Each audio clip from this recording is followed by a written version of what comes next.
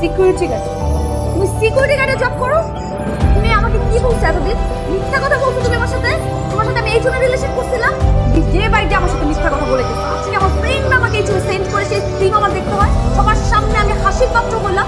তুমি তুমি আমার সাথে যে বাড়িতে মিথ্যা কথা বলে গেছো কোথাও, আমি তোমার চেহারা নেক্সট টাইম আর দেখতে চাই না।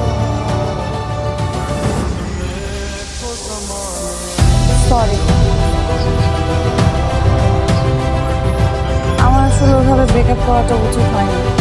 এখন এই বিয়েতে আমার কোনো আপত্তি নেই। তোমার তো মানে মানে যাকে আমি ভালোবাসি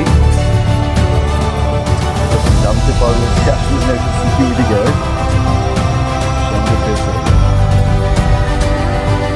আরেকটা কথা, তোমার ফ্রেন্ডদেরকে বলে দিও